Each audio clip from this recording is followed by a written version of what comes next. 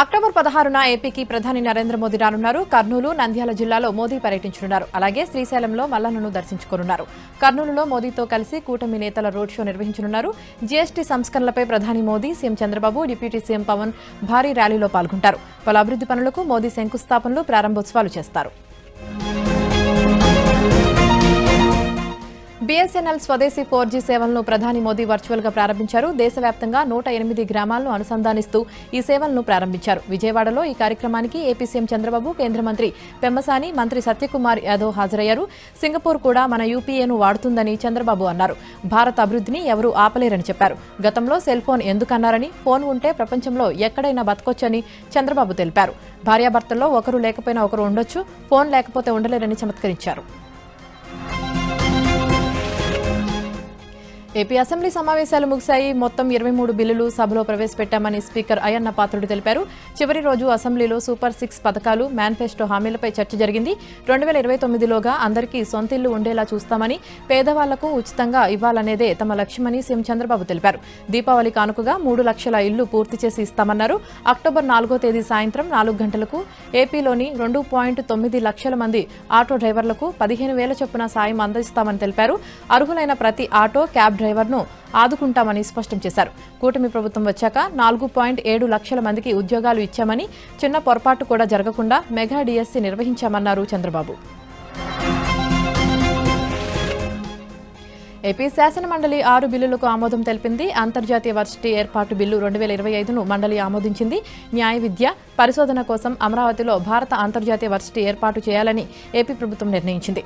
AP private వర్సిటీల చట్టం 2025, AP వర్సిటీల సవరణ bill 2025ను శాసనమండలి ఆమోదించింది. సుప్రీంకోర్టు ఆదేశాల మేరకు కుష్ఠవ్యాధి అనే పదం తొలగించేందుకు చేసిన చట్ట సవరణకు మండలి ఆమోదం తెలిపింది.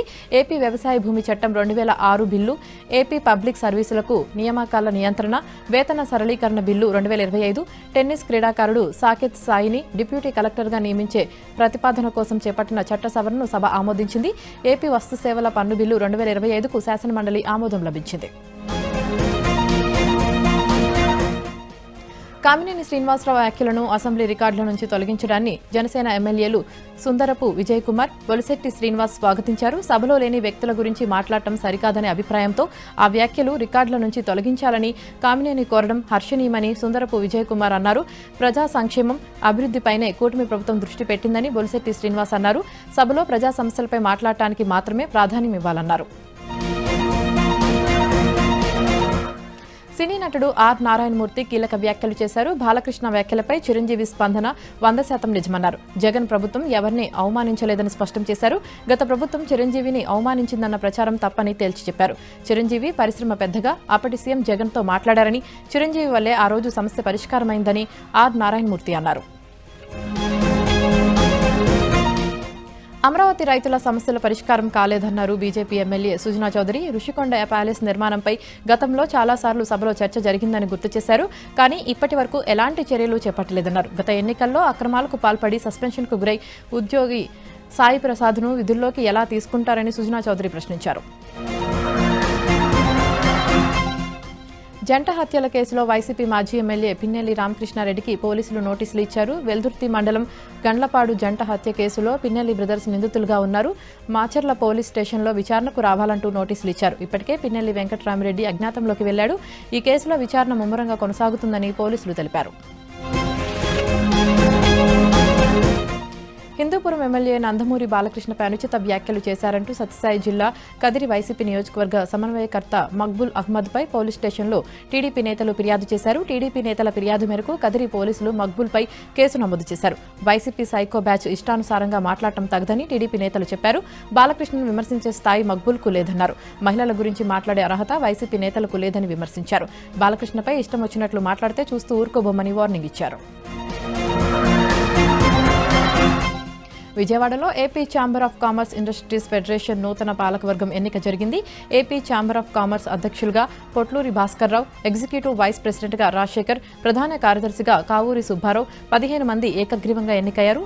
తనపై నమ్మకంతో 2025-27 కాలానికి మళ్లీ అధ్యక్షుడిగా బాధ్యతలు అప్పగించిన వారందరికీ పొట్లూరి భాస్కర్రావు ధన్యవాదాలు తెలిపారు. కేంద్ర, రాష్ట్ర ప్రభుత్వాలతో సంప్రదింపులు చేస్తూ పాలసీ అంశాల్లో మార్పు తెచ్చామని చెప్పారు. కోవిడ్, ట్రంప్ నిబంధనల వల్ల ఎంఎస్ఎంఈ పరిశ్రమలకు నష్టం జరుగుతుందని, వాటిని ఆదుకునే విధంగా త్వరలోనే కార్యాచరణ సిద్ధం చేస్తామన్నారు. సీఎం చంద్రబాబు నాయకత్వంలో ఎంఎస్ఎంఈకి మళ్లీ ఊపిరి వస్తుందని ఆశిస్తున్నామని చెప్పారు. ఆదివారం ఫ్యూచర్ సిటీకి తెలంగాణ సీఎం రేవంత్ రెడ్డి శంకుస్థాపన చేయనున్నారు. మొదటి దశలో 30,000 ఎకరాల్లో ప్రభుత్వం ఫ్యూచర్ సిటీని నిర్మించనుంది. ఫస్ట్ ఫేజ్లో 9 జోన్లు ఏర్పాటు చేయనుంది. ఉదయం 11 గంటలకు ఫ్యూచర్ సిటీ డెవలప్మెంట్ అథారిటీ భవనం, రేడియల్ రోడ్లకు సీఎం రేవంత్ రెడ్డి శంకుస్థాపన చేయనున్నారు. అనంతరం అంబర్పేటలోని ఎస్టీపీని బతుకమ్మ కొంటను ప్రారంభించనున్నారు సీఎం రేవంత్ రెడ్డి. టూరిజంలో పెట్టుబడులే తమ లక్ష్యమన్నారు సీఎం రేవంత్ రెడ్డి. హైదరాబాద్ శిల్పారామంలో జరిగిన టూరిజం కాంక్లేవ్కు సీఎం రేవంత్ రెడ్డి, మంత్రులు భట్టి, జూపల్లి హాజరయ్యారు. 15,000 కోట్ల రూపాయల విలువైన టూరిజం కొత్త ప్రాజెక్టులకు శ్రీకారం చుట్టారు. మొత్తం 30 ప్రాజెక్టులకు 15,279 కోట్ల పెట్టుబడులు పెట్టనున్నారు. 50,000 మందికి ఉపాధికి సంబంధించి ఒప్పందాలు జరిగాయి. ఈ సందర్భంగా తెలంగాణలో పెట్టుబడులు పెట్టాలని రేవంత్ రెడ్డి విజ్ఞప్తి చేశారు. 2034 నాటికి తెలంగాణ $1 ట్రిలియన్ ఎకానమీగా, 2047 నాటికి $3 ట్రిలియన్ ఆర్థిక వ్యవస్థగా ఎదగాలని సీఎం రేవంత్ రెడ్డి అన్నారు. మల్లేపల్లి ఐటీఐ ప్రాంగణంలో అడ్వాన్స్డ్ టెక్నాలజీ సెంటర్ను ఆయన ప్రారంభించారు. విద్యార్థులకు చదువుతో పాటు నైపుణ్యాలు అవసరమని భావించామన్నారు రేవంత్ రెడ్డి.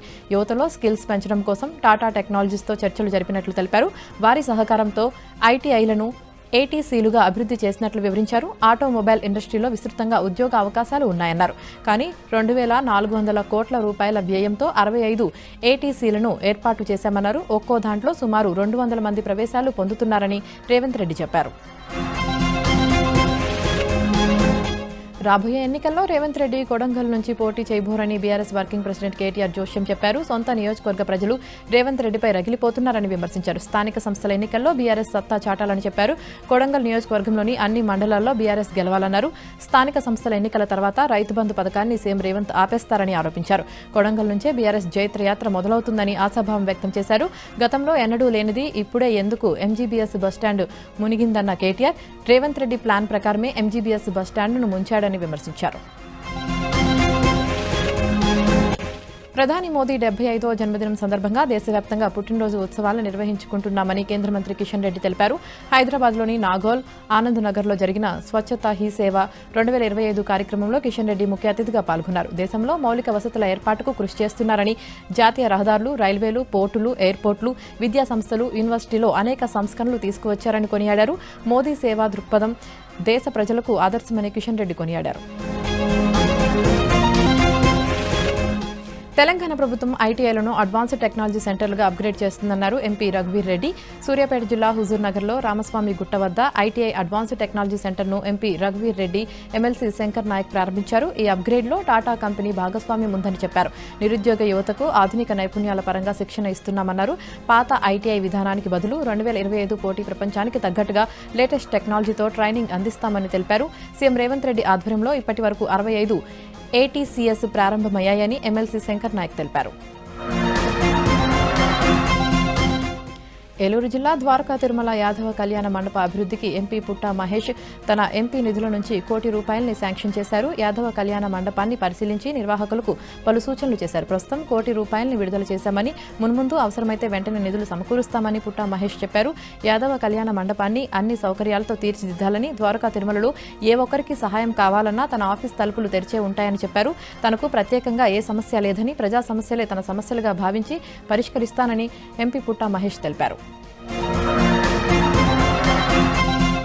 బాపట్లలోని జనసేన కార్యాలయంలో ప్రమాదంలో చనిపోయిన జనసేన కార్యకర్తల కుటుంబాలకు ₹5 లక్షల చొప్పున చెక్కులు అందజేశారు. జనసేన కార్యకర్తలు రోడ్డు ప్రమాదంలో చనిపోతే వారి కుటుంబాల్ని ఆర్థికంగా ఆదుకుంటున్నామని జనసేన సమన్వయకర్త శ్రీమన్నారాయణ తెలిపారు. ప్రమాద బీమా ద్వారా జనసేన కుటుంబాలకు డబ్బులు వచ్చే విధంగా కృషి చేస్తున్నామని చెప్పారు. భవిష్యత్తులోనూ జనసేన కార్యకర్తలకు పార్టీ అండగా ఉంటుందని శ్రీమన్నారాయణ హామీ ఇచ్చారు. రంగారెడ్డి జిల్లా షాద్నగర్లోని ఎమ్మెల్యే క్యాంపు కార్యాలయం వద్ద ఉద్రిక్తత చోటు చేసుకుంది.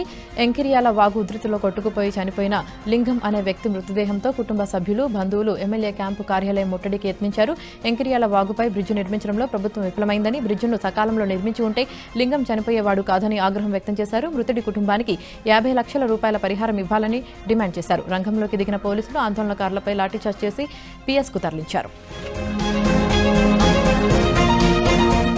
సిరిసిల్ల జిల్లాలో కలెక్టర్ ట్రాన్స్ఫర్తో బీఆర్ఎస్ నాయకులు కార్యకర్తలు సంబరాలు చేసుకున్నారు. సాధారణ బదిలీలో భాగంగా కలెక్టర్ సందీప్ కుమార్ ఝాను ప్రత్యేక కార్యదర్శిగా ప్రభుత్వం బదిలీ చేసింది. దీంతో విద్యానగర్లోని అభయాంజనేయ స్వామి ఆలయంలో బీఆర్ఎస్ నాయకులు కార్యకర్తలు మొక్కులు చెల్లించుకుని టపాసులు పేల్చి సంబరాలు చేసుకున్నారు. జిల్లాలో ప్రభుత్వ భూములను అక్రమంగా కబ్జా చేశారంటూ పలువురు బీఆర్ఎస్ నాయకులపై కేసులు నమోదు చేశారు.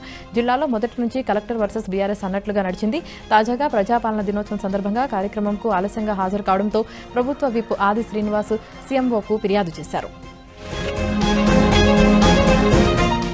స్థానిక ఎన్నికలకు ప్రభుత్వం ఏర్పాట్లు చేస్తున్న వేళ కొన్ని గ్రామాల్లో రాజకీయ రగడ మొదలైంది. మహబూబాబాద్ జిల్లా సీరోల్ మండలంలోని చింతపల్లి గ్రామానికి ఎంపీటీసీ కావాలని గ్రామస్తులు ప్రధాన రహదారిపై ధర్నాకు దిగారు. సీరోల్ మండలంలో తమను కలపొద్దని, తమకు ప్రత్యేకంగా ఎంపీటీసీ స్థానాన్ని ఇచ్చేలా ప్రభుత్వం చర్యలు తీసుకోవాలని గ్రామస్తులు డిమాండ్ చేశారు. ములుగు జిల్లా ఏటూరు నాగరంలో అంబేద్కర్ విగ్రహం ఎదుట మిషన్ భగీరథ కార్మికులు నిరసన ధర్నా చేపట్టారు. ఏటూరు నాగరం, కన్నాయిగూడెం, మంగపేట, తాడ్బాయి మండలాల ప్రభుత్వం గత 4 నెలలుగా వేతనాలు చెల్లించడం లేదని మిషన్ భగీరథ కార్మికులు ఆగ్రహం వ్యక్తం చేశారు. చాలీ వేతనాలు నెలల తరబడి నిలిపివేయడంతో కుటుంబ పోషణ భారంగా మారిందని ఆవేదన వ్యక్తం చేశారు. దసరా పండుగ కోసం ఇంట్లోకి నిత్యావసర వస్తువులు కొనుక్కోలేని పరిస్థితి నెలకొందని వాపోయారు. వెంటనే ప్రభుత్వం తమకు జీతాలు చెల్లించాలని డిమాండ్ చేశారు. ప్రతి కార్మికుడికి అధికారిక గుర్తింపు కార్డుతో పాటు పీఎఫ్, ఈఎస్ఐని వర్తింపజేయాలని డిమాండ్ చేశారు. మంచిర్యాల జిల్లా కేతనపల్లి మున్సిపాలిటీలో గ్రీన్ఫీల్డ్ హైవే రోడ్డు బాధితులు రోడ్డెక్కారు. వెంటనే గ్రీన్ఫీల్డ్ హైవే రోడ్డు 63 డిజైన్ను ప్రభుత్వం మార్చాలని డిమాండ్ చేస్తూ గద్దె రేగడి హైవేపై ప్లకార్డులు పట్టుకుని ఆందోళన నిర్వహించారు. తాము జీవితాంతం కష్టపడి సంపాదించిన డబ్బుతో భూములు కొనుక్కున్నామని, ఇప్పుడు తమ భూముల్ని లాక్కుంటున్నారని ఆగ్రహం వ్యక్తం చేశారు. తమ భూములకు ప్రభుత్వం మార్కెట్ రేటు కట్టివ్వకుండా 1953 నాటి లెక్కలు కట్టిస్తుందని ఆగ్రహం వ్యక్తం చేశారు. దీంతో తమ కుటుంబాలు రోడ్డున పడతాయని, ప్రభుత్వం తమకు న్యాయం చేయకపోతే ఆందోళనలు ఉధృతం చేస్తామని హెచ్చరించారు. కరీంనగర్ జిల్లా హుజూరాబాద్లో చెస్ పోటీల్ని ఘనంగా నిర్వహించారు. స్వచ్ఛత హై సేవా కార్యక్రమంలో భాగంగా మున్సిపాలిటీ ఆధ్వర్యంలో క్లబ్లో బాలికలు, మహిళలకు చెస్ పోటీలు నిర్వహించారు. హుజూరాబాద్ను పరిశుభ్రంగా ఉంచడానికి అందరూ సామాజిక బాధ్యతగా ఉండాలని కమిషనర్ సమ్మయ్య కోరారు. అనంతరం చెస్ పోటీల్లో గెలుపొందిన వారికి బహుమతులు అందజేశారు. తిరుపతి చంద్రగిరిలో ఏనుగుల సంచారం ప్రజలను భయాందోళనకు గురిచేస్తుంది. ఓ ఏనుగు కల్లూరు హైవే రోడ్ క్రాస్ చేసి పుల్లావాండ్లపల్లి ఫారెస్ట్ వైపు వెళ్లింది. అటవీ ప్రాంత ప్రజలు అప్రమత్తంగా ఉండాలని ఫారెస్ట్ అధికారులు హెచ్చరించారు. రైతులు రాత్రిపూట పొలాల వైపు వెళ్లొద్దని సూచించారు. అంతేకాకుండా సమీప గ్రామాల ప్రజలు అప్రమత్తంగా ఉండాలని సూచించారు. అల్లూరు జిల్లాలో హైడ్రో పవర్ ప్రాజెక్టు రద్దు కోరుతూ ఆదివాసీలు భారీ ర్యాలీ నిర్వహించారు. హుకుంపేట మండలం మధ్యవలసలో అరణ్య గర్జన మహా బహిరంగ సభ చేపట్టారు. ఎవరి బాగు కోసం హైడ్రో పవర్ ప్రాజెక్టులు కడుతున్నారని రాష్ట్ర సిపిఎం కార్యదర్శి కె శ్రీనివాసరావు ప్రశ్నించారు. ప్రభుత్వం కార్పొరేట్ సంస్థలకు గిరిజన భూములను ధారాదత్తం చేయాలని చూస్తుందని ఆరోపించారు. హైడ్రో పవర్ ప్రాజెక్టుల వల్ల సుమారు 200 గ్రామాలు కనుమరుగైపోతాయని ఆగ్రహం వ్యక్తం చేశారు. గిరిజనులు అంటే అంత చిన్నచూపు ఎందుకని ప్రశ్నించారు. సైబర్ నేరగాళ్లు ప్రజాప్రతినిధులను వదలడం లేదు. కావలి ఎమ్మెల్యే కావ్య కృష్ణారెడ్డికి సైబర్ నేరగాళ్లు వాట్సాప్ లింక్ పెట్టారు. వాహనాలకు ఆర్టీఏ బకాయిలు చెల్లించాలంటూ లింక్ పెట్టారు. లింక్ ఓపెన్ చేయడంతో గత నెల 25 నుంచి ఈ నెల వరకు కృష్ణారెడ్డి బ్యాంక్ అకౌంట్ నుంచి దశల వారీగా 23 లక్షల రూపాయలను సైబర్ దొంగలు మాయం చేశారు. ఈ మోసంపై పోలీసులకు కృష్ణారెడ్డి ఫిర్యాదు చేశారు. ఈ మధ్య మంత్రి నారాయణ అల్లుడికి చెందిన సిబ్బందికి ఇలాగే ఫోన్ చేసి ₹1 కోటి పైగా సైబర్ నేరగాళ్లు స్వాహా చేశారు. విశాఖలోని నక్కపల్లి మండలం రాజయ్యపేటలో బల్క్ డ్రగ్ పార్క్ వ్యతిరేకంగా మత్స్యకారులు ఆందోళన చేస్తున్నారు. తమ గ్రామం చుట్టూ బల్క్ డ్రగ్ పార్కు సంబంధించినటువంటి నిర్మాణ పనుల సన్నాహాలు జరుగుతున్నాయని, ఈ పార్కు వస్తే తమ ఉపాధి, తమ ఆరోగ్యాలు దెబ్బతింటాయని ఆగ్రహం వ్యక్తం చేస్తున్నారు. భవిష్యత్తు ప్రశ్నార్థకంగా మారుతుందంటూ గత కొన్ని రోజులుగా నిరసనలు కొనసాగిస్తున్నారు. కర్నూలులోని రక్ష మల్టీ స్పెషాలిటీ హాస్పిటల్ను అధికారులు సీజ్ చేశారు. లింగ నిర్ధారణ చేసి ఓ గర్భిణీ మరణానికి కారణమైన హాస్పిటల్పై కలెక్టర్ సిరి ఆదేశాలతో అధికారులు పంచనామా నిర్వహించారు. అయితే జూలై 30న పగిడియాలకు చెందిన గర్భిణి శ్రీవాణికి నందికొట్కూరులోని ఓ ఆర్ఎంపీ అబార్షన్ చేయగా అది వికటించి ఆమె మరణించింది. ఈ ఘటనపై స్పందించిన ఆరోగ్య శాఖ అధికారులు విచారణ చేసి నివేదికను అప్పటి కలెక్టర్కు అందజేశారు. కొత్తగా వచ్చిన కలెక్టర్ సిరి చర్యలు తీసుకున్నారు. ఉమ్మడి ఆదిలాబాద్ జిల్లాలో ఆదివాసీ ఉద్యమం తీవ్రతరమవుతుంది. లంబాడీలను ఎస్టీ జాబితా నుంచి తొలగించాలన్న డిమాండ్తో జిల్లాలో ఆదివాసీల ఆందోళనలు కొనసాగుతున్నాయి. భీంపూర్లో జరిగిన ర్యాలీలో ఆదివాసీలు భారీగా పాల్గొన్నారు. రాయి సెంటర్, తుడుందెబ్బ, ఆదివాసీ సేవ, ఆదివాసీ సంక్షేమ పరిషత్, రాజ్గోండ్ సేవా సమితి, ఆదివాసీ విద్యార్థి సంఘం తదితర ఆదివాసీ సంఘాల ఆందోళనలో పాల్గొన్నాయి. సుప్రీంకోర్టు తీర్పు వెలువడే వరకు లంబాడీలకు ఎస్టీ కుల ధృవీకరణ పత్రాలు జారీ చేయకూడదని డిమాండ్ చేశారు. తమది ఆకలి పోరాటమని, ఏ ఒక్క రాజకీయ పార్టీకి వర్గానికి వ్యతిరేకంగా చేస్తున్న పోరాటం కాదని ఆదివాసీ నేతలు స్పష్టం చేశారు. హైదరాబాద్ బహదూర్పల్లి రహదారిపై మున్సిపల్ పారిశుద్ధ్య కార్మికులు ఆందోళన నిర్వహించారు. విధి నిర్వహణలో ఉన్న తమపై దుండిగల్లో చాయ్ కేఫ్ యజమాని శామ్ దాడి చేశారని ఆరోపిస్తూ ధర్నా నిర్వహించారు. రోడ్డుపై చెత్త వేయొద్దన్నందుకు దుండిగల్ మున్సిపల్ కార్మికులు దుడ్డు సురేందర్, దుడ్డు బాలామణి, కొమ్ము వెంకటమ్మలపై శామ్ దాడి చేశాడన్నారు. దీంతో కార్మికులు పోలీసులకు ఫిర్యాదు చేశారు. తమకు న్యాయం చేయాలని డిమాండ్ చేశారు. మంచిర్యాల జిల్లా దండేపల్లిలో ప్రేమ వేధింపులు తాళలేక యువతి ఆత్మహత్య చేసుకుంది. స్థానిక ప్రభుత్వ కళాశాలలో బొడ్డు ఐశ్వర్య ఎంపీసీ సెకండ్ ఇయర్ చదువుతుంది. ఈ నెల 24న కాలేజీలో జరిగిన ఫ్రెషర్స్ డే బతుకమ్మ సంబరాల్లో తనను ప్రేమించాలని కండ్లపల్లి అజయ్ వేధించాడు. ప్రేమను నిరాకరించడంతో మద్యం మత్తులో అందరి ముందు ఐశ్వర్యను కొట్టాడు.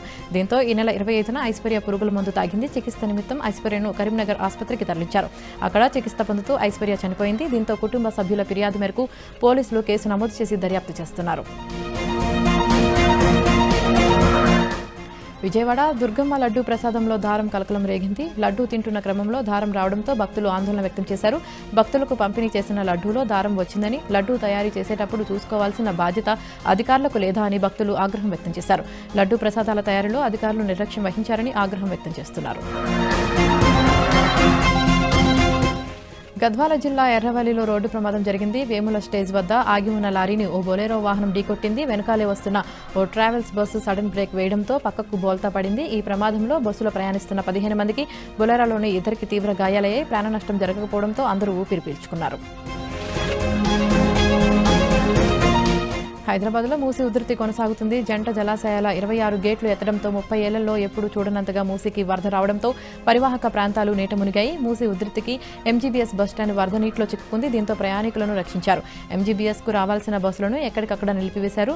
మైకుల ద్వారా ప్రజలకు హెచ్చరికలు జారీ చేస్తూ అప్రమత్తం చేస్తున్నారు. ఒక్కసారిగా వరద పెరగడంతో చాదర్ఘాట్ సమీపంలోని మూసానగర్లో ఇళ్లు వరదలో మునిగిపోయాయి. బాధితులను పునరావాస కేంద్రాలకు తరలించారు. పురాణాపూల్ దగ్గర ఆలయంలో పూజారి మరికొందరు చిక్కుకుపోయారు. వారిని క్రేన్ సహాయంతో క్షేమంగా బయటకు తీసుకువచ్చారు. ముసరంబాగ్ వంతెనపై నుంచి వరద ప్రవహిస్తుండటంతో రాకపోకలు నిలిపివేశారు. వరద ఉధృతికి సమీపంలోని పెట్రోల్ బంక్ నీట మునిగింది. వాహనాలు వరదలో చిక్కుకుపోయాయి. గోల్నాకా మీదుగా ట్రాఫిక్ను మళ్లించారు. గండిపేటపై పొద్దుటూరు, చిన్న మంగళవారం వంతెనలు మూసివేశారు. సుల్తానాపూర్, ఆమడాపూర్ మధ్య కేతిరెడ్డిపల్లి వద్ద, గండిపేట కల్వర్టు వద్ద, మంచిరేవుల కల్వర్టు వద్ద, royal function hall military area వద్ద రాకపోకలు నిలిపివేశారు. బాపుఘాట్ వద్ద మూసి ప్రమాదకరంగా ప్రవహిస్తోంది.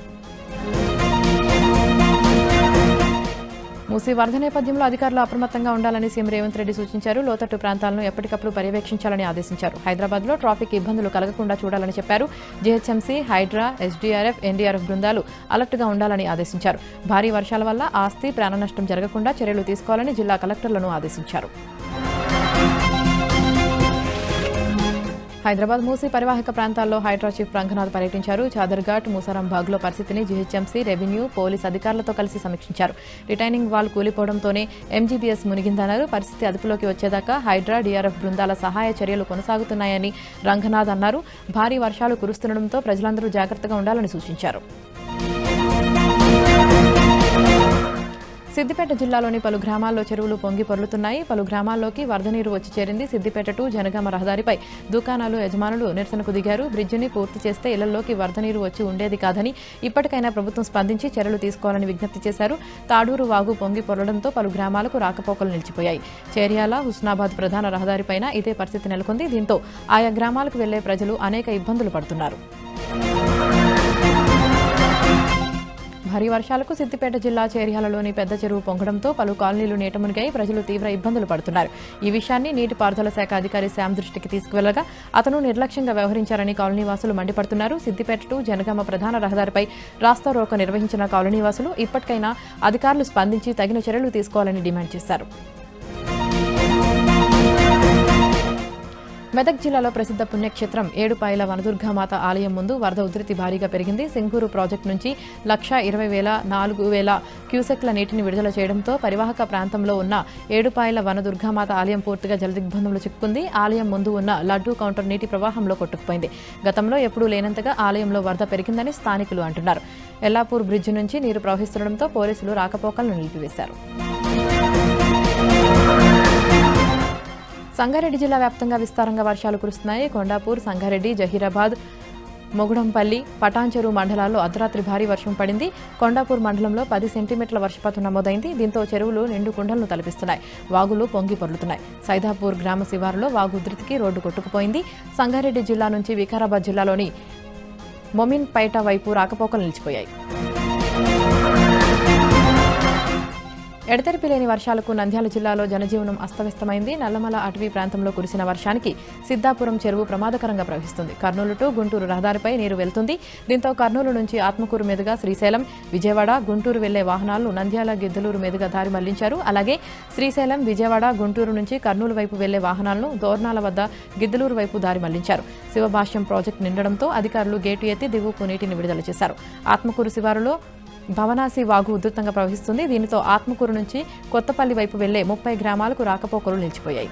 తిరుమల బ్రహ్మోత్సవాల్లో భాగంగా ఆదివారం జరిగే గరుడ వాహన సేవకు చెన్నై నుంచి వచ్చిన భక్తులు 9 గొడుగులను టీటీడీకి సమర్పించారు. 4 రోజుల క్రితం చెన్నై నుంచి 11 గొడుగులతో తిరుమలకు ఊరేగింపుగా బయలుదేరిన భక్త బృందం తిరుచానూరులో అమ్మవారికి 2 గొడుగులు సమర్పించారు. అనంతరం మిగిలిన 9 గొడుగులను తిరుమల శ్రీవారి ఆలయంలోని మాడవీధుల్లో ఊరేగించారు. తిరుమలలో గరుడ సేవ సందర్భంగా పటిష్టమైన భద్రతా ఏర్పాట్లు చేశామని ఎస్పీ సుబ్బారాయుడు తెలిపారు. భక్తుల రద్దీని దృష్టిలో ఉంచుకొని 4 కార్నర్ల ద్వారా వాహన సేవ దర్శనం కల్పిస్తున్నామన్నారు. భక్తులు సురక్షితంగా ఉండేలా ఏర్పాట్లు చేశామన్నారు. ఇక 2 వీలర్ను ఘాట్ రోడ్డులోకి అనుమతించకూడదని టీటీడీ నిర్ణయించింది. గరుడ వాహన సేవ మొదలైన తర్వాత నుంచి అర్ధరాత్రి వరకు ఆర్టీసీ సేవలు అందించనుంది.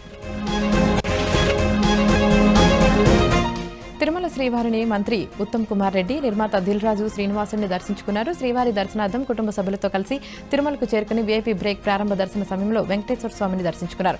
దర్శనానంతరం రంగనాయకుల మండపంలో వేద పండితుల వేద ఆశీర్వచనం పలకగా ఆలయ అధికారులు స్వామివారి వస్త్రంతో సత్కరించి శ్రీవారి తీర్థ ప్రసాదాలను అందజేశారు. విశాఖపట్నం కనక మహాలక్ష్మి ఆలయం నుంచి దసరా శరన్నవరాత్రుల సందర్భంగా ఇంద్రకీలాద్రి అమ్మవారికి పట్టు వస్త్రాన్ని సమర్పించారు. ఆలయ మర్యాదలతో అధికారులు స్వాగతం పలికారు. అమ్మవారి దర్శనం తర్వాత వేద పండితులు వేద ఆశీర్వచనం అందించారు. కనకదుర్గమ్మకు పట్టు వస్త్రాన్ని సమర్పించడం చాలా ఆనందంగా ఉందని తెలిపారు.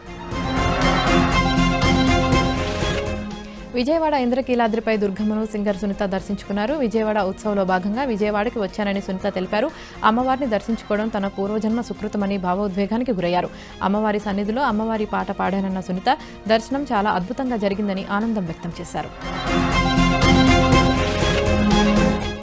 విజయవాడ దుర్గమ్మ గుడిలో అమ్మవారి దర్శనం కోసం వికలాంగులు అష్టకష్టాలు పడుతున్నారు. ఓ వికలాంగ భక్తుడు నేల మీద పాక్కుంటూ ఓంకారం వరకు వచ్చాడు. బ్యాటరీ వెహికల్ ఎక్కించుకోవాలని అడగ్గా ఛార్జింగ్ అయిపోయిందని చెప్పి డ్రైవర్ తప్పించుకున్నాడు. నిస్సహాయ స్థితిలో ఉన్న భక్తుడిని మీడియా ప్రతినిధులు వీల్ చైర్లో ఎక్కించి దర్శనానికి తీసుకువెళ్లారు. గద్వాల జిల్లాలో శరన్నవరాత్రుల ఉత్సవాలు ఘనంగా జరుగుతున్నాయి. శ్రీ వాసవి కన్యకా పరమేశ్వరి అమ్మవారు 5వ రోజున ధనలక్ష్మిగా దర్శనమిచ్చారు. 5,55,00,000 కరెన్సీ నోట్లతో అమ్మవారిని అలంకరించారు. అమ్మవారిని ఎమ్మెల్యే బండ్ల కృష్ణమోహన్ రెడ్డి భార్య జ్యోతి దర్శించుకున్నారు. ప్రత్యేక పూజలు చేసి కుంకుమార్చనలో పాల్గొన్నారు. అమ్మవారిని దర్శించుకునేందుకు భక్తులు భారీగా తరలివస్తున్నారు. ఏలూరు జిల్లా ద్వారకా తిరుమల శక్తి స్వరూపిణి శ్రీ లలిత త్రిపుర సుందరి దేవిగా క్షేత్ర దేవత కుంకుల్లమ్మ అమ్మవారి అలంకరణ భక్తుల్ని ఆకట్టుకుంటుంది. చిన్న వెంకన్న ఆలయానికి దత్త దేవాలయమైన ఈ ఆలయంలో దసరా మహోత్సవాలు వైభవంగా జరుగుతున్నాయి. ఇందులో భాగంగా అమ్మవారు రోజుకు అలంకరణలో భక్తులకు దర్శనమిస్తున్నారు. శంకు చక్రాల శూలాన్ని ఆయుధాలుగా చేసుకుని అభయహస్తాన్ని ప్రదర్శిస్తూ విశేష పుష్పాలంకరణలతో ఉన్న కుంకుల్లమ్మ అమ్మవారిని భక్తులు దర్శించుకుంటున్నారు. తెలంగాణ బిడ్డలు బతుకుతెరువు కోసం బొగ్గుబాయి లేదా దుబాయ్కి పోయారని చెప్పుకునే వాళ్ళమన్నారు తెలంగాణ జాగృతి అధ్యక్షురాలు కల్వకుంట్ల కవిత. ఖతార్లో తెలంగాణ జాగృతి ఖతార్ శాఖ ఆధ్వర్యంలో బతుకమ్మ వేడుకలు ఘనంగా జరిగాయి. ఈ కార్యక్రమంలో పాల్గొన్న కవిత తెలంగాణ మహిళలతో కలిసి బతుకమ్మ ఆడారు. ఇక్కడ ఉంటున్న వారి కష్టాలు తమకు తెలుసని చెప్పారు. తల్లిదండ్రులు కుటుంబాల్ని విడిచిపెట్టి క్యాంపుల్లో ఉంటూ జీవితం గడుపుతారని తెలిపారు. ఖతార్లో ఉంటున్న తెలంగాణ ప్రజల బాధలు తీర్చేందుకు ప్రయత్నిస్తున్నామన్నారు కవిత. తమిళనాడు అసెంబ్లీ ఎన్నికల నేపథ్యంలో టీవీకే పార్టీ వ్యవస్థాపకుడు విజయ్ ప్రతి శనివారం ప్రచార కార్యక్రమాలు నిర్వహిస్తున్నారు. ఈ క్రమంలో తమిళనాడు ఉప ముఖ్యమంత్రి ఉదయనిధి స్టాలిన్ విజయ్పై పరోక్ష విమర్శలు చేశారు. రాజకీయ నాయకుడిగా తన కార్యక్రమాలను వారంలో ఒక రోజుకు మాత్రమే పరిమితం చేయడానికి తానేమీ ఇతర నేతల్లా వారాంతపు రాజకీయ నాయకుడిని కాదన్నారు. తాను శనివారాల్లో మాత్రమే బయటకు వచ్చే నాయకుడిని కాదని ఆదివారాల్లో కూడా ప్రయాణిస్తూనే ఉంటానని సెటైర్లు వేశారు. తమిళనాడు బీజేపీ మాజీ అధ్యక్షుడు అన్నమలై సైతం విజయ్ ప్రచార శైలిని తప్పుపట్టారు. విజయ్ తెర వెనుక నిలబడి మాట్లాడుతున్నారని, ముందుగా ఆయన బయటకు రావాలన్నారు. బాలీవుడ్ నటి శిల్పా శెట్టి ఆమె భర్త రాజ్ కుంద్రా న్యాయపరమైన చిక్కులు ఎదుర్కొంటున్నారు. బిట్కాయిన్ కు సంబంధించిన మనీ లాండరింగ్ వ్యవహారంలో తాజాగా ఎన్ఫోర్స్మెంట్ డైరెక్టర్ ఛార్జ్షీట్ దాఖలు చేసింది. అందులో రాజ్ కుంద్రా పేరును చేర్చింది. ఆయన వద్ద 150 కోట్ల రూపాయల విలువైన 285 బిట్ కాయిన్లు ఉన్నాయని పేర్కొంది. క్రిప్టో కుంభకోణం సూత్రధారి అమిత్ భరద్వాజ్ నుంచి కుంద్రాకు ఈ బిట్ కాయిన్లు బదిలీ అయ్యాయని ఈడీ ఛార్జ్షీట్లో పేర్కొంది. ఉద్దేశపూర్వకంగానే ఈ లావాదేవీలను బిట్ కాయిన్ వ్యాలెట్ అడ్రస్లను దాచిపెట్టారని ఆరోపించింది. ప్రస్తుతం అవి రాజ్ కుంద్రా ఆధీనంలోనే ఉన్నాయని, వాటి నుంచి లబ్ధి పొందుతున్నారని పేర్కొంది. స్కూల్లో అడ్మిషన్ పొందడానికి ప్రవేశ పరీక్ష నిర్వహిస్తుండటంపై ఓ 11 ఏళ్ల విద్యార్థి సుప్రీంకోర్టును ఆశ్రయించాడు. ఈ విధానాన్ని ప్రశ్నిస్తూ న్యాయస్థానంలో రిట్ పిటిషన్ దాఖలు చేశాడు. ఢిల్లీలో సీఎం శ్రీ స్కూల్లో అధికారులు 6, 7, 8 తరగతుల్లో ప్రవేశాలకు కూడా ఎంట్రన్స్ టెస్ట్ నిర్వహిస్తున్నట్లు పేర్కొంటూ ప్రభుత్వ సర్వోదయ బాల్ విద్యాలయంలో 6వ తరగతి చదువుతున్న జన్మేష్ సాగర్ అనే విద్యార్థి సుప్రీంలో పిటిషన్ దాఖలు చేశాడు. ఈ చర్యలు ఉచిత నిర్బంధ విద్యా హక్కు చట్టం నిబంధనలను ఉల్లంఘిస్తున్నాయని పిటిషన్లో పేర్కొన్నాడు. గాజాలో హమాస్ను అంతం చేస్తామని ఇజ్రాయెల్ ప్రధానమంత్రి నెతన్యాహు స్పష్టం చేశారు. ఐక్యరాజ్యసమితి సర్వప్రతినిధి సభలో విమర్శకులు, నిరసనకారులు తనను చుట్టుముట్టినా ఏమాత్రం వెనక్కి తగ్గకుండా ఆయన ప్రసంగించారు. పాశ్చాత్య దేశాల నేతలు ఒత్తిడికి తలొగ్గి వెనక్కి తగ్గి ఉండొచ్చని, ఇజ్రాయెల్ మాత్రం అలా చేయదని స్పష్టం చేశారు. పాలస్తీనాను ప్రత్యేక దేశంగా గుర్తిస్తూ పలు దేశాలు తీసుకున్న నిర్ణయాన్ని తీవ్రంగా తప్పుపట్టారు. ప్రసంగించడానికి నెతన్యాహు లేచిన వెంటనే అనేక దేశాల ప్రతినిధులు సభ నుంచి వాకౌట్ చేశారు. ఇజ్రాయెల్ మిత్రదేశమైన అమెరికా ప్రతినిధి బృందం మాత్రం నెతన్యాహుకు గట్టిగా మద్దతు పలికింది. అమెరికా అధ్యక్షుడు డొనాల్డ్ ట్రంప్ ఆయన సతీమణి వైపు వేలు చూపిస్తూ ఆవేశంగా మాట్లాడిన వీడియో వైరల్గా మారింది. దీంతో వీరు గొడవ పడ్డారంటూ చర్చ మొదలైంది. ఐక్యరాజ్యసమితి అసెంబ్లీ జనరల్ 80వ సమావేశాలకు ట్రంప్ దంపతులు హాజరయ్యారు. సమావేశాల అనంతరం మెరైన్ వన్ హెలికాప్టర్లో వీరు తిరుగు ప్రయాణమయ్యారు. ఈ క్రమంలో వీరిరువురు మాట్లాడుకుంటున్న ఓ వీడియో బయటకు వచ్చింది. అందులో ట్రంప్ ఆమె భార్య వైపు వేలు చూపిస్తూ ఆవేశంగా మాట్లాడారు. దీన్ని హెలికాప్టర్ బయట నుంచి ఎవరో వీడియో తీసి సామాజిక మాధ్యమాల్లో పోస్టు చేయడంతో వైరల్గా మారింది. అమెరికాలో శాశ్వత నివాసం పొందేందుకు గ్రీన్ కార్డు దరఖాస్తు చేసుకునే సమయంలో చేసే చిన్న పొరపాటు దరఖాస్తు తిరస్కరణకు దారితీయొచ్చని అగ్రరాజ్య వలస సేవల విభాగం హెచ్చరించింది. అమెరికాలో శాశ్వత నివాసానికి ఉద్దేశించిన గ్రీన్ కార్డు కోసం I-485 దరఖాస్తును పూర్తి చేయాల్సి ఉంటుంది. అయితే అందులోని పార్ట్ 9లో అడిగిన ప్రశ్నలకు చాలా మంది సమాధానాలు ఇవ్వడం లేదని USCIS వెల్లడించింది. దానివల్ల దరఖాస్తు తిరస్కరణకు గురి కావచ్చని లేదా ఆ ప్రక్రియ ఆలస్యం కావచ్చని హెచ్చరించింది.